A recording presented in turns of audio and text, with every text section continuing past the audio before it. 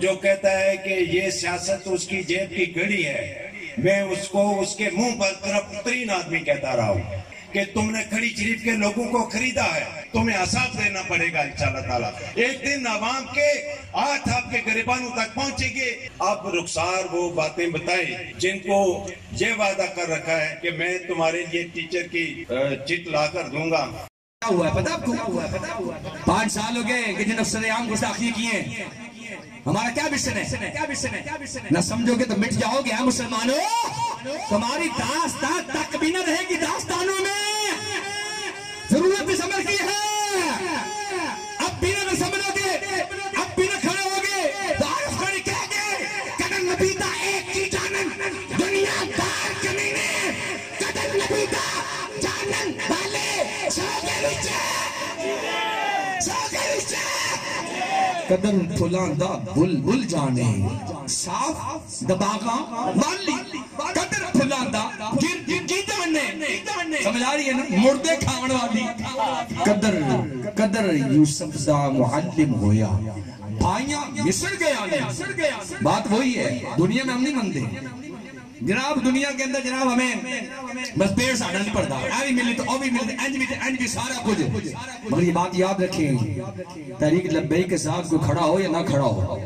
یہ تحریک لبیک مصطفیٰ کریم کے دین کو تخت کے لانے کے لیے، ذاتی کوئی کاز نہیں ہے، ذاتی ہمارا کوئی کاز نہیں ہے، ذاتی ہمارا کوئی مشن نہیں ہے، کوئی سلسلہ کار نہیں ہے۔ اور جتنے آپ کے ساتھی ہیں جو محنت کر رہے ہیں پنڈی سفروال میں اور جذبہ پیدا کر رہے ہیں، بیداری کی تحریک پیدا کر رہے ہیں، تبدیلی کی تحریک پیدا کر رہے ہیں، ایک جمود کو توڑ رہے ہیں، ایک غاصب کو للکار رہے ہیں، ایک کرپٹ آدمی کو جو ہے وہ اس کو گھر بھیجنے کی تیاری کر رہے ہیں، اور ایک اس وقت طاغوت وقت جو بنا پھرتا ہے، جو فرعون وقت بنا پھرتا ہے اور جو کہتا ہے کہ یہ سیاست اس کی جیب کی گھڑی ہے، میں اس کو اس کے منہ پر طرف ترین آدمی کہتا رہا ہوں۔ اور میں نے اسے کہا تھا 2001 میں کہ تم نے کھڑی شریف کے لوگوں کو خریدا ہے، اور میں نے اپنی جماعت کے بانیوں کو کہا تھا،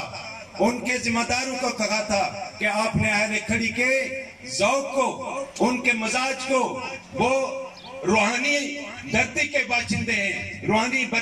دستی کے میاں صاحب رحمت اللہ علیہ کی دھرتی کے، حضرت پیر شاہ غازی رحمت اللہ کی دھرتی کے باشندے ہیں۔ آپ نے ان کو بیچا ہے، آپ نے ان کو کروڑوں میں بیچا، لاکھوں میں بیچا، مقامیوں نے بیچا، غیر مقامیوں نے بیچا۔ میں نے کہا ایک دن تمہیں حساب دینا پڑے گا انشاءاللہ تعالیٰ۔ ایک دن عوام کے ہاتھ آپ کے گریبانوں تک پہنچے گے، اور جو کرپٹ ترین لوگ ہیں آپ نے ہم پر مسلط کیے ہیں، سیاست کو بیچا ہے، ریاضت کو بیچا ہے، دین محمدی کی سیاست کو بیچا ہے، انشاءاللہ حساب تم سے ایک نہ ایک دن لیا جائے گا۔ اور آج وہ یوم حساب آیا ہے دوستو کہ آپ نے کھمبوں کی کرپشن کرنے والے، ایک ہوں یا دوسرے ہوں، سابق ہوں یا حال ہوں، لائٹرینوں کے سودے کرنے والے، لائٹرینوں کو بیچنے والے، کھمبوں کو بیچنے والے، ٹرانسفارمر کو بیچنے والے، راستوں اور گلیوں کی مٹی کو بیچنے والے، آپ کے ٹیکس کی رقم کو بیچنے والے، جگہ جگہ سودا کرنے والے، جعلی چٹیں دینے والے، پرانے اڈاک ملازمین کو غلط قانون سازی جو ہے وہ کر کے، راجہ فاروق حیدر صاحب کے ساتھ معذرت کے ساتھ، آپ تو ایک بڑے والد کے بیٹے تھے، آپ کو صاحب ضمیر ہونا چاہیے تھا، آپ کو آئین کے خلاف قانون نہیں بنانا چاہیے تھا، آپ ذمہ دار ہیں۔ آپ نے کیوں لاکھوں لوگوں کا، ہزاروں لوگوں کا، ہزاروں خاندانوں کا قتل کیا، ان کے بچوں کا، ان کے مستقبل کو تباہ کیا، جبکہ آپ کو علم تھا کہ سپریم کورٹ میں سب سے پہلے جو ہے وہ عتیق کمیشن کا فیصلہ آیا تھا کہ اہداف ملازمین کو کسی قانون سازی کے ذریعے وہ مستقل نہیں کیا جا سکتا۔ پبلک سروس کمیشن اور ایڈورٹائزمنٹ کے بعد ریگولر ایک لا ہے، قانون ہے، اسی کے تحت ملازمتیں دی جا سکتی ہیں اور ان کو کنفرم کیا جا سکتا ہے۔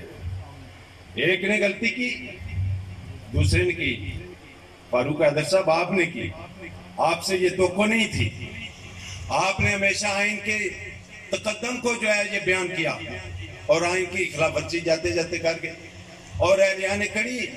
جن لوگوں کو ایڈاک چٹیں غلط دی گئی ہیں وہ سارے کے سارے گھر بیٹھیں گے اور دوسرے دن نوٹیفیکیشن جاری کرا دیا کہ جناب اب آئندہ کوئی ایڈاک ملازم پہ یہ جو ہے وہ بھرتی نہیں کیا جائے گا. اب رخسار وہ باتیں بتائیں جن کو یہ وعدہ کر رکھا ہے کہ میں تمہارے لیے ٹیچر کی چٹ لا کر دوں گا, آرڈر لا کر دوں گا,